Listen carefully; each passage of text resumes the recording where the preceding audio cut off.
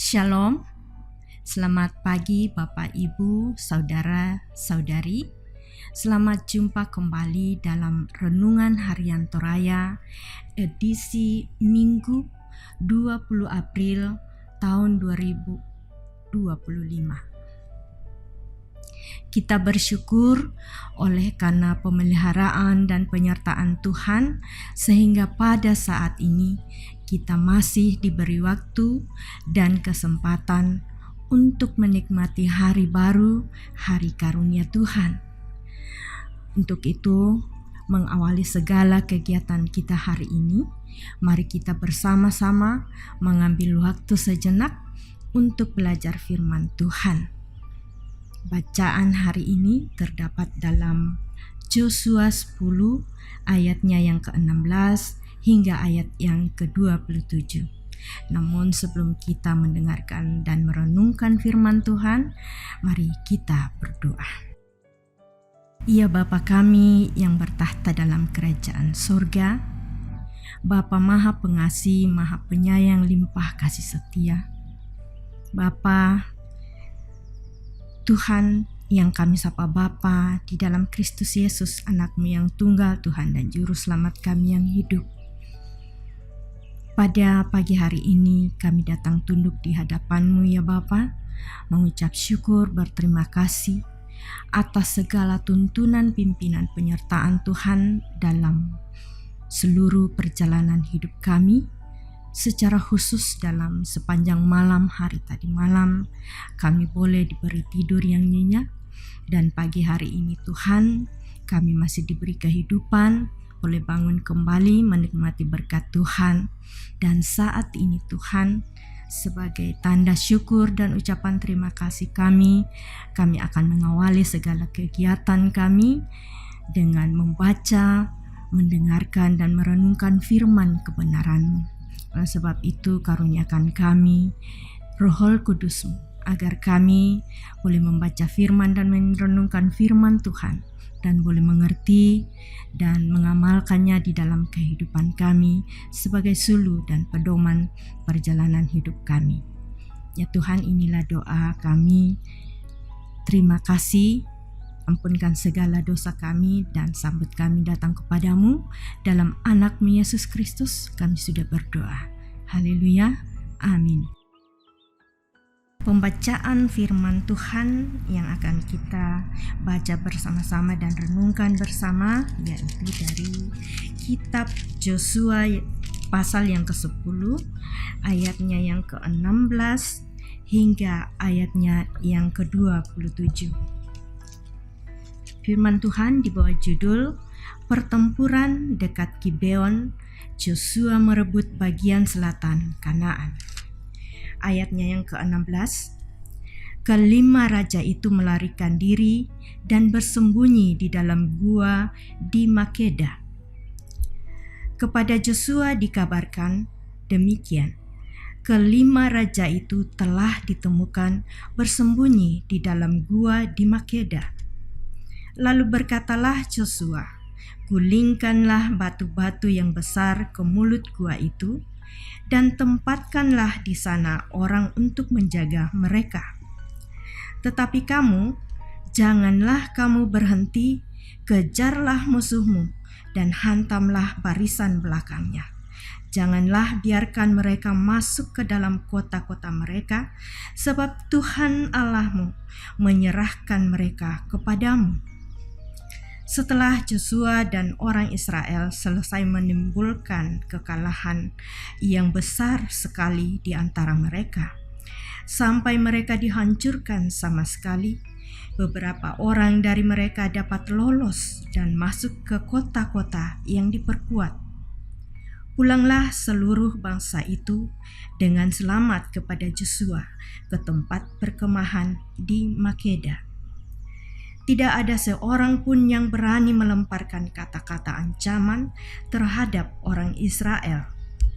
Kemudian berkatalah Yosua, bukalah mulut gua dan keluarkanlah kelima raja itu dari dalam dan bawa kepadaku. Dilakukan oranglah demikian kelima raja itu dikeluarkan dari gua itu dan dibawa kepadanya Raja Yerusalem, Raja Hebron, Raja Yarmut, Raja Lakis, dan Raja Eglon.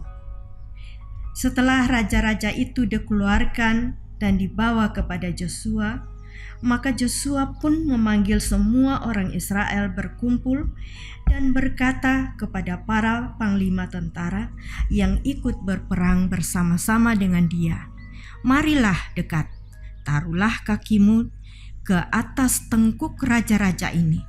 Maka datanglah mereka dekat dan menaruh kakinya ke atas tengkuk raja-raja itu. Lalu berkatalah Yosua kepada mereka, "Janganlah takut dan janganlah tawar hati.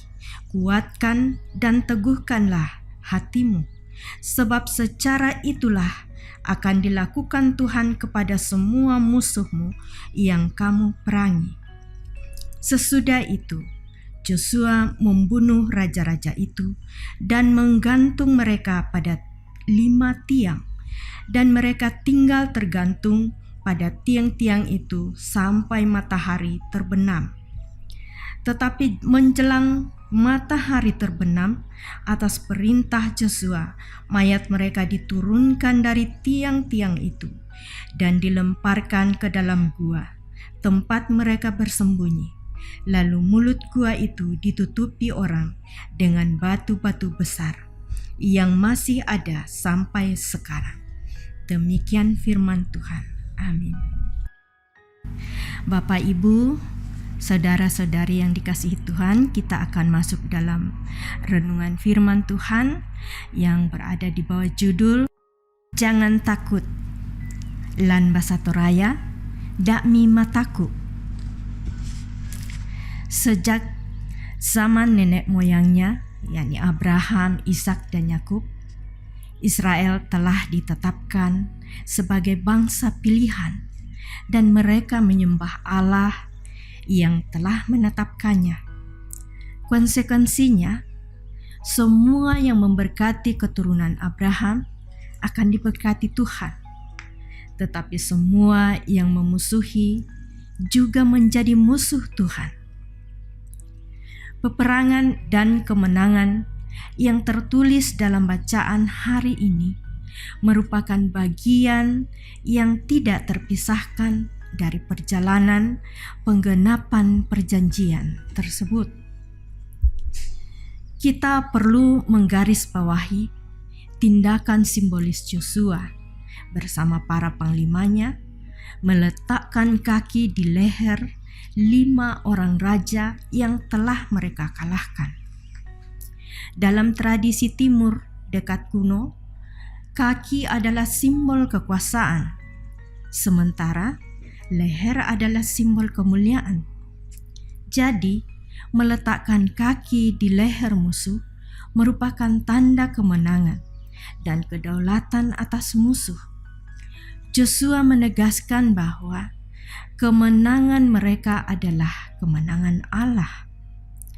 Kemenangan tersebut menjadi tanda yang sangat penting, mengingat Israel pada saat itu bukanlah bangsa yang kuat jika dibandingkan dengan bangsa-bangsa lain. Menjadi tanda bahwa Allah bekerja melampaui kemustahilan-kemustahilan untuk menggenapi janjinya. Janganlah takut dan janganlah kecut hati. Kemenangan dan tindakan tersebut juga mengingatkan umat Israel akan janji Allah yang telah diberikan kepada nenek moyang mereka, yaitu untuk memberikan tanah Kanaan. Allah setia menepati janjinya dan menggunakan tindakan simbolik ini sebagai bukti kedaulatannya atas seluruh bangsa. Melalui peristiwa Paskah, semua kuasa kegelapan telah dikalahkan oleh Kristus. Nubuat telah tergenapi, di mana musuh-musuh Kristus menjadi tumpuan kakinya. Memang kita masih hidup dalam dunia di mana kuasa dosa masih bekerja. Tetapi kemenangan Kristus menjadi jaminan dan sumber kekuatan orang percaya, terutama ketika menghadapi rupa-rupa peristiwa dalam hidup. Untuk itu, marilah kita hidup berani dengan kepercayaan penuh bahwa Tuhan senantiasa menyertai kita. Amin. Mari kita masuk dalam doa syafaat. Ya Tuhan yang bertahta dalam kerajaan sorga, Tuhan yang maha berkuasa, maha mulia, maha agung, terpuji-pujilah namamu dari kekal hingga kekal. Dan Engkaulah Allah yang patut kami puji, kami muliakan, dan kami agungkan dalam kehidupan kami. Engkaulah Tuhan dan Juru Selamat kami melalui anak-Mu Yesus Kristus yang telah mati di atas kayu salib dan telah bangkit kembali berkemenangan, membawa kami kepada kemenangan, bahwa kami akan dibangkitkan kembali dan menerima kehidupan yang kekal dan damai sejahtera. Ya Tuhan, saat ini kami bersyukur kembali di hadapan-Mu.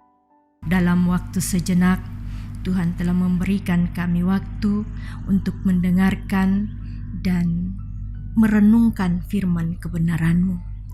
Biarlah kiranya firman Tuhan ini boleh menjadi rema di dalam kehidupan kami.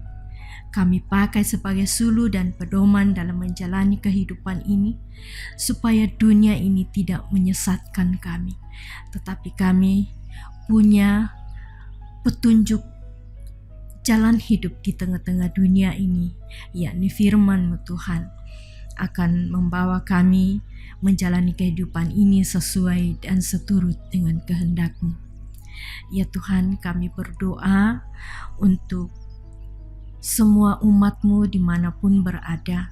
Tuhan senantiasa menjaga, melindungi kami semua, memperlengkapi kami dengan kekuatan kesehatan. Berdoa untuk kawan sekerja Allah, baik para pendeta, syemasi penatua, diaken. Tuhan memberkati dalam mengangkat tugas tanggung jawab pelayanan yang Tuhan sudah percayakan.